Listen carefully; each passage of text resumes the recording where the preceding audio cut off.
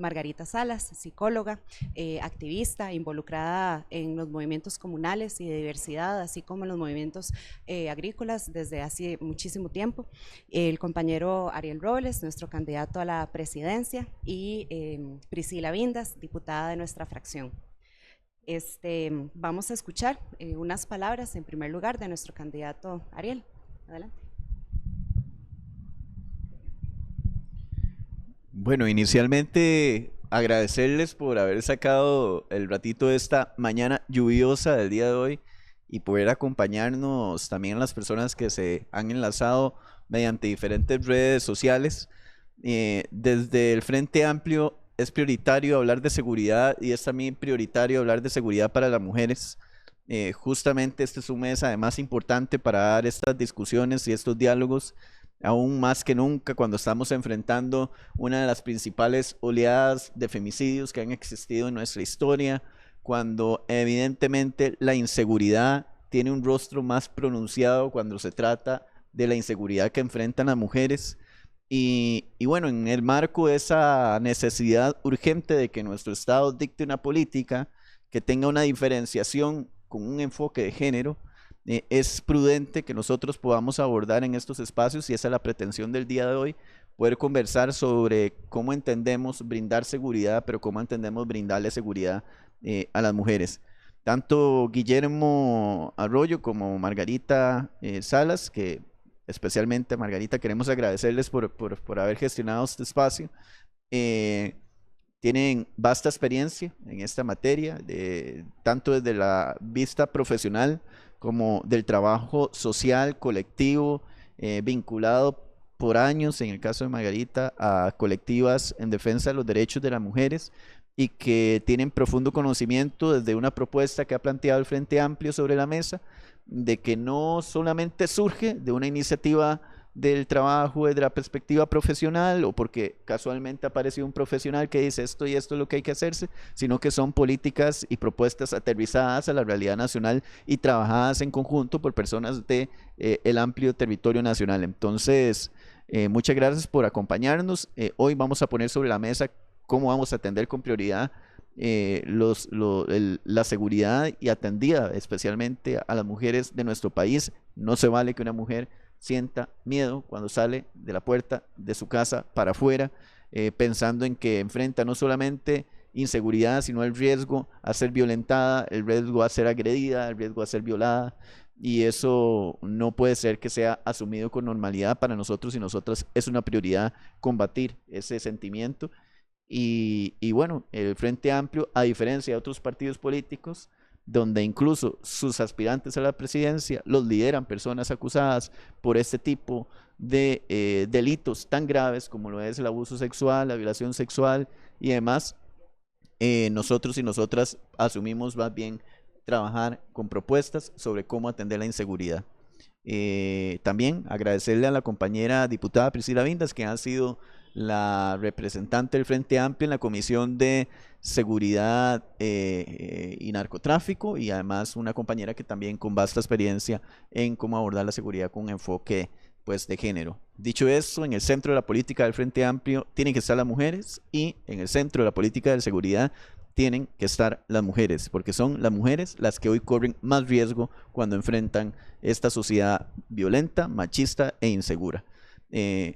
Muchas gracias. Le voy a pasar el micrófono a la compañera Margarita para que pues se refiera puntualmente a la propuesta que estamos planteando, y también al compañero Guillermo posteriormente.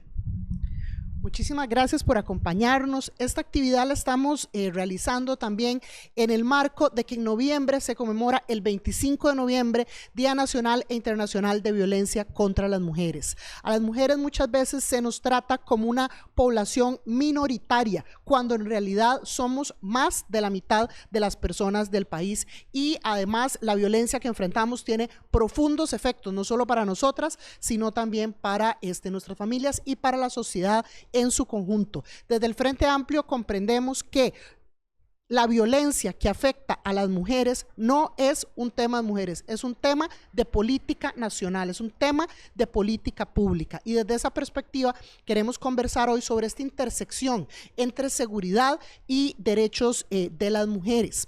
Y antes que el compañero Guillermo hable un poco sobre este tema específico de inseguridad y de violencia, yo quería también aprovechar para colocar sobre la mesa una reflexión más amplia que estamos haciendo desde el Frente Amplio y que tiene que ver con el empoderamiento económico de las mujeres. ¿Y por qué lo ponemos sobre la mesa? Porque es un factor clave que empuja muchas veces a las mujeres a permanecer en relaciones de violencia. Yo a lo largo de los años muchas veces he trabajado con oficinas de atención de la mujer y ustedes no saben la cantidad de mujeres que nos plantean: no puedo salir de esta relación que sé que es violenta porque no tengo cómo mantener a mis hijos, no tengo cómo sostener económicamente a mi familia. Y por eso una de las propuestas del Frente Amplio va a ser crear una renta mínima feminizada dirigida a mujeres en vulnerabilidad. Esto va a implicar hacer una redirección de recursos dentro del ISMA y queremos que esta renta exista como un plan piloto para empezar a trabajar el tema de garantizar un ingreso mínimo a todas aquellas mujeres que se encuentran en condiciones de pobreza y de vulnerabilidad social. Aquí también queremos garantizar el tema de protección, vivienda y cuidados, ampliando la red de cuido, porque las mujeres, uno de los factores que más nos inhibe para la inserción laboral es justamente la sobrecarga que llevamos en el tema de los cuidados. La red CUDI tiene que ampliarse, tiene que fortalecerse, sus horarios de cobertura tienen que permitir que las mujeres podamos tener una inserción efectiva dentro del mercado, y para esto también necesitamos asumir como sociedad en nuestro conjunto el cuidado, porque el cuidado no tiene que estar recargado sobre las espaldas de las mujeres, pero en este momento lo está. También vamos a facilitar acceso prioritario al fondo de subsidios para violencia de las mujeres víctimas de violencia. Y bueno, me alegra mucho ver que haya llegado nuestra compañera diputada Rocío, que también ha trabajado mucho este tema justamente de vivienda y de ley de reparación integral para las víctimas de violencia. También queremos, enlazado a este tema, colocar sobre la mesa otro de las grandes problemáticas que enfrentan las mujeres y que tiene que ver con derechos sexuales y reproductivos. Cuando hablamos de seguridad, las mujeres tenemos que poder estar seguras en cualquier espacio, y ninguna administración, ningún estado debería tomar medidas que coloquen en riesgo la salud de las mujeres. Desde esa óptica necesitamos garantizar educación para la sexualidad integral, porque esto es un factor de prevención de abuso y de violencia de niñas y adolescentes en los centros educativos y en sus familias. Entonces necesitamos retomar la educación para la sexualidad integral y, por supuesto, una norma técnica para la interrupción del embarazo que permita una atención integral que evite peligros para la vida y la salud de las mujeres. Eliminar el factor salud coloca en riesgo la salud de las mujeres. Vemos muchos casos de embarazos ectópicos, de malformaciones incompatibles con la vida extrauterina y de muchas otras circunstancias que pueden presentarse, que pueden colocar en riesgo la salud de las mujeres. Y esto es parte de los elementos. Entonces aquí estamos viendo un encadenamiento de reforzar los sistemas de cuidado, el empoderamiento económico y que las mujeres podamos tener acceso a servicios de salud. Por supuesto que la mayor amenaza para las mujeres tiene que ver con el tema de femicidio y peligros para la salud. Y para hablar sobre las medidas específicas en este tema, quiero pasarle la palabra a nuestro compañero Guillermo Arroyo. Bueno, muchas gracias, buenos días, bienvenidos al Partido Frente Amplio. Primeramente quisiéramos insistir en la necesidad de recurrir a los ejes normativos que permiten fortalecer la implementación del Plan OVI, un plan que significó mucho trabajo, mucho esfuerzo por muchos años, con gran fundamento científico y que está diseñado para abarcar del 2017 al 2032. La aplicación también de la Ley 9095 contra la trata de personas es fundamental. Reforzar el Sistema Nacional de Atención de Prevención de la Violencia contra las Mujeres y la violencia intrafamiliar a partir de construir rutas de atención integradas y respuestas específicas para mujeres en alto riesgo de enfrentar el femicidio, víctimas de trata y violencia sexual. También debemos de procurar de forma permanente la coordinación interinstitucional, y eso es fundamental, entre el Poder Ejecutivo con el Poder Judicial, con el objetivo de asegurar la aplicación efectiva de la Ley 85-89 de penalización de la violencia contra las mujeres. O sea, debemos garantizar como poderes del Estado la aplicación de medidas cautelares de protección inmediata y atención psicosocial continua a las víctimas. Ya es hora que en este país las víctimas de delito y de odio tengan también un esfuerzo coordinado, fuerte, muy especializado y que pueda responder a la restitución de derechos de las personas que han sido víctimas. Fortalecer las unidades especializadas como la Fiscalía de Género, las instancias de investigación en procura de garantizar el acceso a la justicia de forma eficiente y eficaz. O sea, no puede ser que los casos de femicidio, desapariciones o violencia intrafamiliar vayan a pasito lento, vayan en un proceso que obliga a las familiares de las víctimas a esperar muchos años para lograr un proceso de justicia. Implementar programas nacionales de prevención de la violencia desde las escuelas, centros de trabajo y comunidades, con acompañamiento de educadores, de psicólogos, de criminólogos, incorporando la promoción de habilidades socioemocionales, pero también la evaluación de los impactos de estos programas. No hacemos nada de hacer programas si no los evaluamos constantemente para ver el impacto que se está teniendo. Incorporarla en la visión de seguridad, los enfoques de derechos, de género y diversidad, con una fuerte orientación social y territorial, que articule el Poder Ejecutivo, como el Ministerio de Seguridad Pública, el Ministerio de Salud, el Ministerio de Educación Pública, con instituciones autónomas como el INAH, la Caja Costarricense del Seguro Social, así como con los gobiernos locales y las organizaciones comunitarias. Se puede procurar integrar a los programas educativos, laborales y de salud mental las intervenciones policiales, pero a partir de protocolos comprometidos con los derechos humanos de las víctimas, y prevenir los procesos de revictimización que se suelen dar tanto en los procesos policiales como en los procesos penales. El Sistema Nacional para la Atención de Prevención de la Violencia contra las Mujeres y la Violencia Intrafamiliar debe incorporar y ejecutar proyectos de empleo, capacitación en zonas vulnerabilizadas, con prioridad para jóvenes y madres y mujeres, para reducir la instrumentación y atracción del narcotráfico por falta de oportunidades y fortalecer la red de protección comunitaria. No es posible que nosotros estemos asistiendo a esos procesos donde los seres humanos son instrumentados por el crimen organizado para incorporarlos en sus redes y ponerlos a vivir una estrategia de sobrevivencia, porque están en situaciones muy lamentables de poder enfrentar todos los retos de la vida. El Sistema Nacional de Atención de Prevención de la Violencia contra las Mujeres y la Violencia Intrafamiliar no puede olvidar la necesidad, como lo dijo Maggie, de enfrentar soluciones de empleo, soluciones de desarrollo de las personas que están ahí ubicadas. También debemos de pensar de que esto no solo es un tema urbano, o sea, porque está bien en las ciudades, pero es un tema que debe incorporar la territorialidad. Los territorios rurales son prioritarios, costeros, indígenas, afrodescendientes, a partir de políticas que impulsen economía sostenible, seguridad alimentaria y proyectos productivos locales que devuelvan la esperanza y la seguridad a las mujeres. Ante la realidad que tienen las mujeres de una doble o triple jornada laboral de mujeres, debemos defender las oportunidades de empleo digno, pero un empleo digno con jornadas justas, no con jornadas de 12 horas de trabajo, porque la precariedad laboral también es una de las formas de violencia que se ejerce con las mujeres. La violencia en general se ha apoderado de Costa Rica y tiene profundas causas estructurales, está muy vinculada al tema de la desigualdad y que las posibles soluciones que requiere un Estado que tiene que asumir la responsabilidad y actuar con decisión de manera eficaz y humana. No se debe permitir normalizar la muerte, los femicidios, las víctimas inocentes, ni permitir que la indiferencia se convierta en una norma social. No son equivocaciones ni enredos, como algunas personas han dicho. Nosotros estamos preocupados no solo por la cantidad, sino por el nivel de violencia que se ha incrementado en los femicidios, porque los últimos femicidios realmente han sido espantosos, o sea, con un nivel de violencia que tal vez en años anteriores no eran tan frecuentes.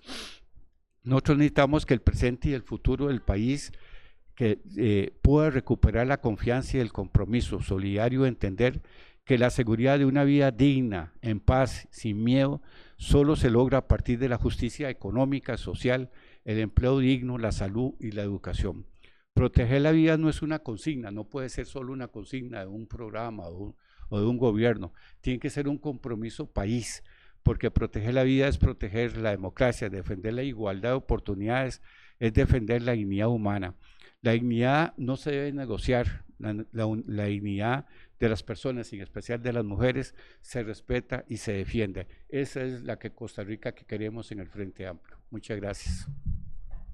Nos sumamos también a las voces de las organizaciones y colectivos feministas que han levantado la voz para denunciar que se están instrumentalizando al Instituto Nacional de las Mujeres. Llamamos a que se investiguen todas las denuncias de violencia sexual y no únicamente aquellas que son funcionales para los pleitos políticos y para las agendas de turno.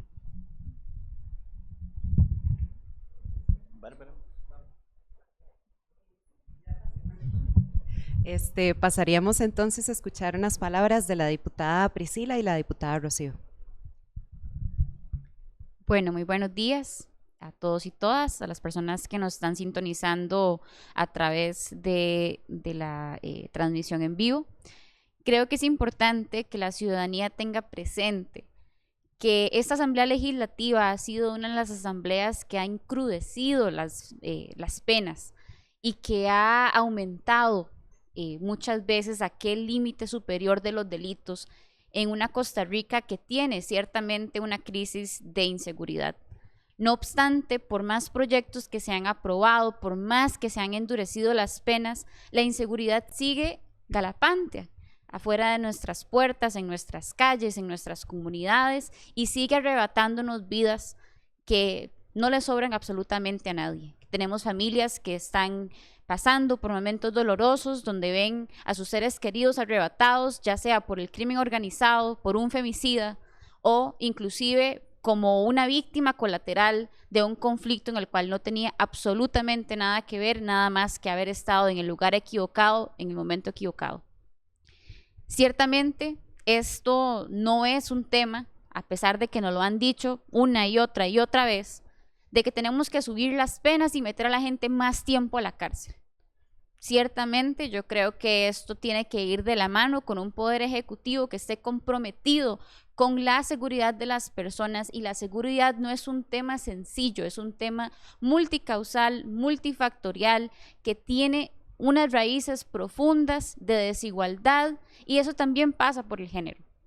Tenemos que garantizar que nuestras mujeres tengan medios para poder salir adelante, para poder salir del ciclo de la violencia, para poder mantenerse ella y sus hijos en muchas ocasiones y poder garantizar un lugar seguro.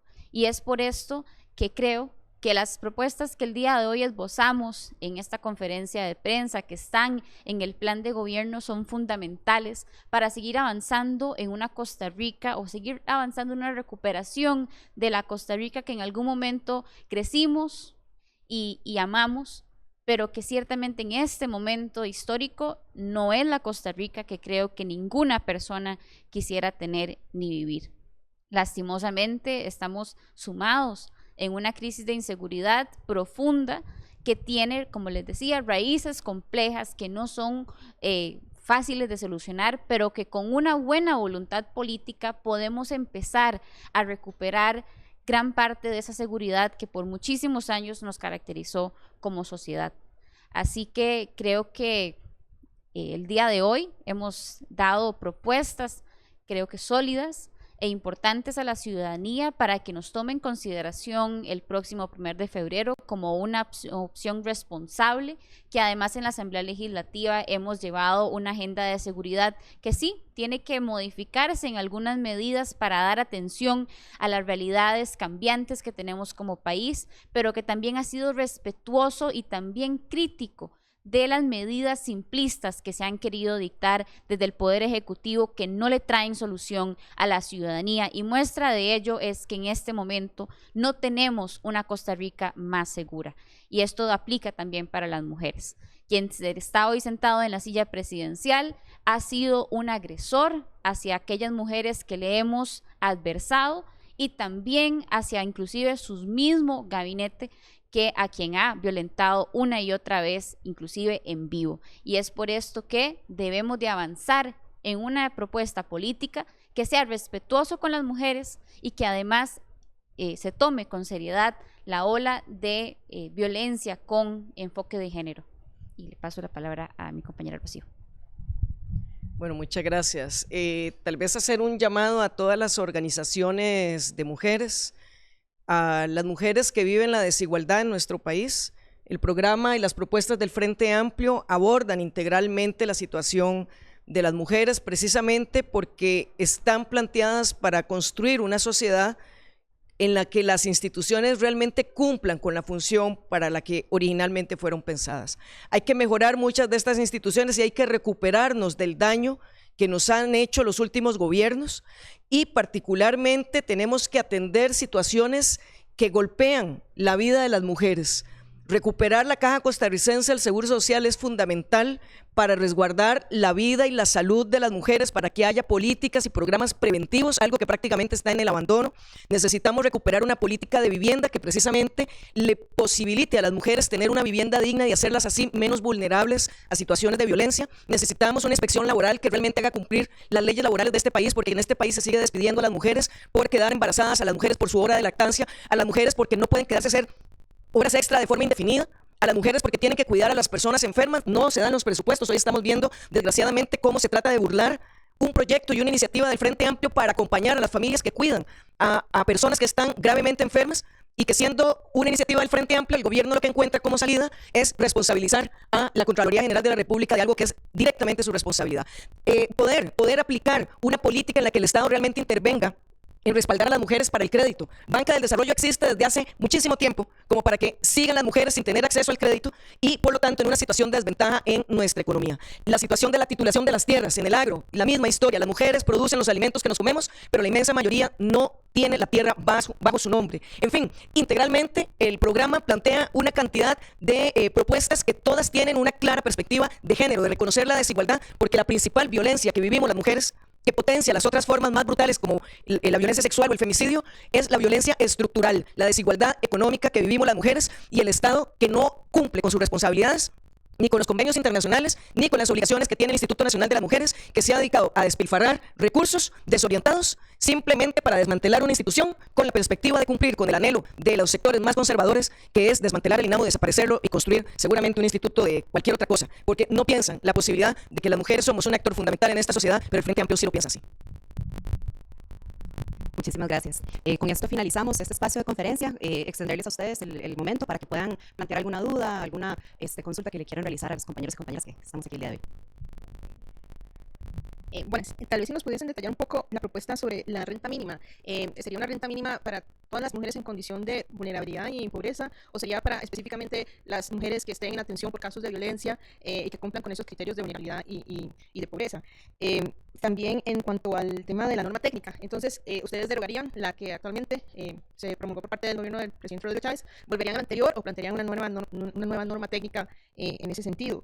Y bueno, el tema de los recursos, tampoco el fondo para las familias de mujeres víctimas de femicidios, los recursos no se han girado a las familias, a los niños.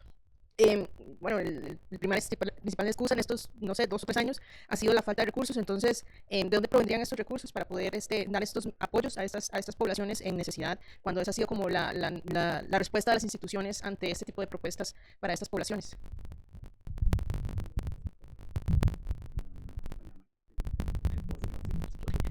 A ver, sobre el tema de la renta feminizada, este es un piloto que quisiéramos hacer con todas aquellas mujeres en condición de pobreza. Evidentemente, queremos priorizar a aquellas que están enfrentando situaciones de violencia, pero sí sería una renta básica para todas aquellas mujeres que se encuentran en una situación de pobreza. Esto de por sí coloca a las mujeres en una situación de vulnerabilidad. Sobre el tema de la norma técnica, bueno, yo sinceramente pienso que esto que hizo el gobierno no va a tener mayor consecuencia porque es inconstitucional y ya hay varios recursos aquí interpuestos en esta dirección, pero sí, en un gobierno del Frente Amplio vamos a contar con una norma técnica que, en lugar de obstaculizar su aplicación, facilite la aplicación para proteger la salud y la vida de las mujeres.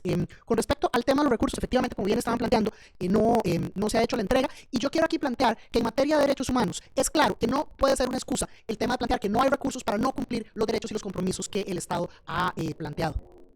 Sí. Solo iba a sumar algo más en materia de recursos, algo que definitivamente nosotros no haríamos desde el gobierno. Es decir, nuestra apuesta no es por financiar un superávit a costa de recortes en programas sociales. No tiene ningún sentido que el superávit que se crea, ¿verdad?, y con el cual se enorgullece la política hoy económica de un gobierno de turno sea sacrificando la plata de las becas, sea sacrificando los fondos utilizados para la atención integral de personas víctimas de violencia, o los fondos, por ejemplo, como lo está sucediendo el día de hoy, de personas que son cuidadoras de otras que tienen enfermedades graves. Entonces, realmente, esa lógica económica no puede seguir por ahí. Nosotros y nosotras nos hemos basado en que queremos cobrar los impuestos y cobrarlos bien. No es posible que el Estado tuviese, un informe reciente del Banco Central, dejó de percibir alrededor de 130 mil millones de renta, y a pesar de que dejó de percibir 130 mil millones de renta, tuvo al mismo tiempo un superávit primario. Entonces, quiere decir que ese superávit primario no se creó a punta de cobrar impuestos, sino que se creó a punta de recortarles fondos a los programas sociales. Esa no va a ser nuestra lógica. Por el contrario, nuestra presencia en la Asamblea Legislativa, modificando el presupuesto que hoy está en discusión para darle más plata a becas, para darle más plata a los programas sociales y atender de forma significativa y de emergencia la necesidad que tienen las comunidades en nuestro país. El compromiso nuestro es llegar al gobierno a ejecutar esos recursos que ya estamos leyendo en lo que está pasando con el presupuesto nacional actual, porque nos vemos gobernando y nos vemos ejecutando esos recursos que estamos garantizando vía presupuesto de forma anticipada para hacerlo de una manera responsable en el ejercicio. Creo que Guillermo quería decir algo. Sí, yo creo que es necesario insistir en que nosotros tenemos que hacer un estudio profundo para redefinir los procesos presupuestarios que hay en este país. Porque igual dicen que no hay plata para educación, no hay plata para las mujeres, pero sí hay plata para pagar consultorías millonarias, para ir a negociar cuestiones en otros lugares, con una amenaza grave, como el tema de los impuestos que se quisieran imponer a exportaciones del país. Pero igual que hay plata para sacar semejantes inversiones, hay plata para invertir en estas necesidades humanas. Tiene que haber un equilibrio entre la fiscalidad, entre la disciplina fiscal con la inversión social, porque todo lo que nosotros dejemos de invertir a nivel social, después lo vamos a tener que invertir en otras formas que no son las más justas para la gente que las vive. O sea, formas que tienen que ver con la represión, con la justicia penal. O sea, no es posible que a nosotros nos digan que hay que economizar en la reparación de las escuelas y colegios, pero hay que construir una mega escuela, una mega cárcel gigantesca. O sea, es una cuestión que también hay que pensar en cómo redefinimos las condiciones del presupuesto y cómo se ejecuta. Y además, como lo plantea Ariel, yo creo que siempre ha estado la duda de por qué a partir de la hacienda digital y todo lo que se ha hecho y todas las inversiones que se han hecho, no seguimos mejorando el cobro de los impuestos y seguimos manteniendo grandes compañías, grandes contribuyentes que reportan cero y siguen reportando cero y sigue reportando cero y no hacemos algo. El gobierno tiene que empezar a mejorar sus capacidades de control y vigilancia que debe tener en los derechos laborales, en los cobros de impuestos, en todo lo que le compete al gobierno. Nosotros no podemos, por eso, ni debilitar a la Contraloría, ni debilitar a aduanas, ni debilitar tributación directa. O sea, nosotros no podemos debilitar a Caja de Seguro. Tenemos que vigilar que estas instancias hagan su trabajo y lo hagan de una forma eficiente. Entonces, bueno, la gente siempre va a decir que es que no hay plata, pero también muchas veces he hecho, no es que no hay plata, es que se la roban. Yo digo, no es que no hay plata, es que la invierten en situaciones que no necesariamente son las prioritarias para el pueblo. ¿Para qué es la prioridad que se está invirtiendo? ¿Para unos sectores élites o para la gente que está requiriendo que esas inversiones se den? Donde tenemos que focalizar nuestro desarrollo para lograr una economía del bien común, donde el interés particular es bueno, pero ese tiene que estar sometido al interés común, al interés del beneficio de la mayoría de las personas. Gracias. Sobre la consulta de la reparación integral a las víctimas de femicidio y sus familias, desgraciadamente este gobierno ha puesto una barrera absoluta a intentar siquiera dialogar adecuadamente para construir una solución. Precisamente la fuente que originalmente se había pensado que era a través de un timbre, el timbre desapareció. Ahora estamos planteando en el proyecto que está en discusión en la Asamblea Legislativa que pudiera ser a través de impuestos a las armas, que desgraciadamente se colocan como impuestos fijos, con montos fijos ridículos de 1.000, de 2.000 colones, cuando debería ser proporcional al costo de las armas. Y así, además, pues inhibimos un poco la circulación tan grande de armas que también terminan siendo víctimas muchas de las mujeres. Pero habría muchas opciones para poder construir un fondo para esta reparación que tiene que ser precisamente integral. Y una de las cosas que más nos ha costado es que el Estado entienda que tiene que desembolsar porque es cómplice, porque no logró proteger la vida de estas mujeres. Y, por ejemplo, la reparación simbólica es una de las cosas que más nos ha costado entendernos con el INAMU, que sigue invisibilizando la reparación simbólica, que ni siquiera tiene un costo enorme.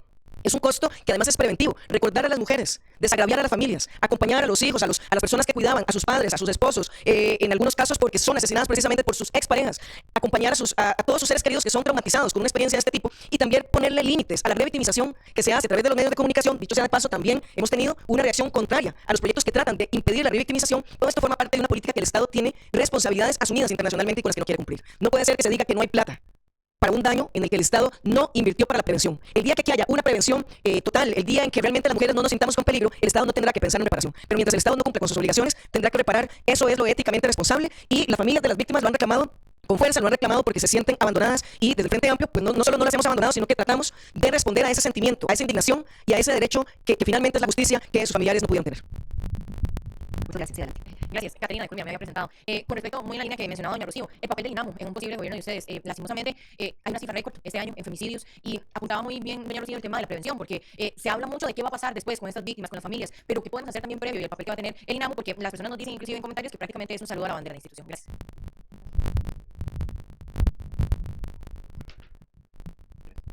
Bueno, acá fundamental, fortalecer la independencia y el rol del INAMU. Algo que ha ocurrido en esta administración es justamente que existiendo un plan de atención de la violencia interinstitucional que coordina acciones de prevención, de capacitación, se abandonó para entrar en ocurrencias como el tema de los puntos violeta. Se ha dejado de lado también la PIEC y todos los programas que buscan plantear educación en materia de deconstruir estereotipos y esquemas de género, de luchar contra el machismo. La razón por la que deben existir programas de efectividad integral en escuelas y colegios es para empezar este proceso de resocializar, de alejarnos de estos esquemas donde se ve a las mujeres como propiedad de los hombres, donde se validan esquemas machistas de interacción y de control, donde se pueden ir identificando relaciones de violencia. Por eso estamos haciendo un llamado a que el INAMU retome su papel dentro de la implementación del Plan OVI, dentro de la PIE y dentro de también poder contar con asistencia letrada mayor, es decir, asistencia legal para las víctimas que llegan a plantear eso. Pero en materia de prevención son fundamentales las campañas, es fundamental aquí el arte y la cultura para transformar esquemas cotidianos de cómo nos entendemos, cómo construimos ser hombres y ser mujeres. Y es fundamental que el gobierno de la República no modele conductas de violencia en conferencia de prensa los miércoles, porque en la medida en que las autoridades hacen esto, brindan un permiso simbólico a la población para tener conductas machistas y agresoras. Entonces, importante este rol del INAMU. Desde el Frente Amplio nunca vamos a debilitar ni comprometer ni los recursos ni el papel del Instituto Nacional de las Mujeres, que es una conquista de las organizaciones feministas en Costa Rica. Nos plantean de medios surgido la consulta. Sí, buenas tardes, buenos días. Margarita decía hace un ratito, se refería sobre la aparente instrumentalización del INAMU en estas denuncias en contra del director del OIJ. ¿Cómo afecta esto la credibilidad del INAMU y cómo afecta también a la lucha que se ha dado para que las mujeres se animen a denunciar cuando hay una agresión? Porque si en realidad se está instrumentalizando, entonces podría decirse, es que son inventos, las mujeres inventan, entonces se estaría desincentivando que las mujeres denuncien. Entonces, ¿cuál sería el llamado de ustedes a las mujeres que están siendo víctimas y qué harían para que pues, en el INAMU no se practiquen esas situaciones?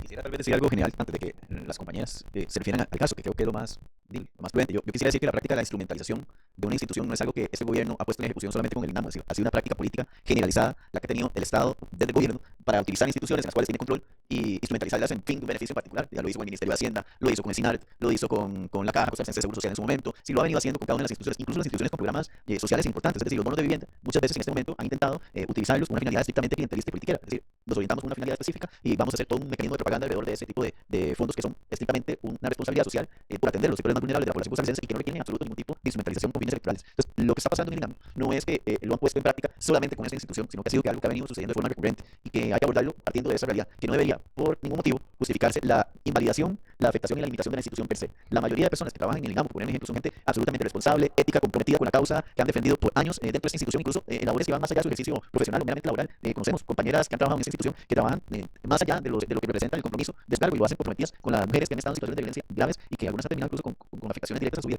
Pero realmente esta institución es insigne y debe permanecer dentro del gobierno del Frente Amplio. Nunca se va a habilitar el INAMU ni deberíamos por qué pensar en que eso sea posible, porque sigue siendo más hoy que nunca necesario en su rol dentro del Estado y la sociedad costarricense. Tal vez sobre el tema ya la tenemos.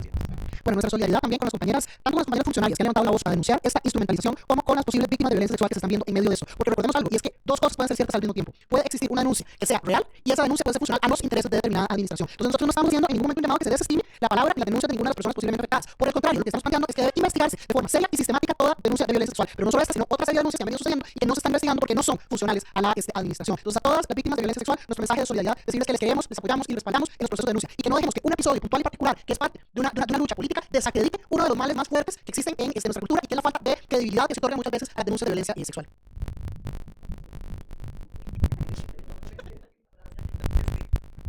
Sí, tal vez nada más agregar que estaba totalmente en coincidencia y por eso dudaba si tenía algo más que decir, pero realmente es lamentable, pero es coincidente con la política que ha llevado este gobierno de desacreditar a las víctimas, porque muchas de las denuncias han sido precisamente contra funcionarios de su gobierno, que se utilice y se instrumentalice a las mujeres para tratar de verlas involucradas en una vendetta política, en una vendetta que debilita además otra de las grandes luchas que hemos mencionado hoy aquí también, que es la lucha contra el crimen organizado y contra el narcotráfico. Y entonces golpear la credibilidad de las mujeres, golpear la credibilidad de la institución insignia que defiende los derechos de las mujeres y golpear la lucha contra el narcotráfico parece que es como el llamado que tiene el gobierno, la bandera que tiene el gobierno. Nosotros tenemos precisamente la contraria, es fortalecer la lucha contra el narcotráfico y el crimen organizado desde su raíz, desde los orígenes sociales que hacen que esté por primera vez en nuestro país enraizándose tantísimo. Fortalecer al INAMU en su lucha por la protección de los derechos de las mujeres y el avance, porque quedan muchos derechos todavía por obtener. Y, por supuesto, el dar la mayor credibilidad, aumentar la educación de nuestra sociedad para que todas puedan denunciar cuando se sientan víctimas. El INAMU está llena de compañeras que tienen la camiseta puesta de la lucha por los derechos de las mujeres y este tipo de eventos realmente golpea también su profesionalismo, su credibilidad, porque quedan en medio de una situación que ni gustan ni apoyan, pero nosotras veremos y sabremos distinguir el grano de la paja cuando se haga un balance sobre las políticas que ha llevado este gobierno en el INAMU, el debilitamiento que ha tenido y la estrategia que tenemos que tener para llegar a todas las mujeres y no solo las que han tenido las ventajas educativas para poder acceder a los derechos que hoy existen. Bueno, muchísimas gracias a todos y a todas por acompañarnos el día de hoy. Con esto entonces ya damos cierre al espacio de la conferencia. Y si no hay más intervenciones, pues hasta aquí llegamos. Muchísimas gracias.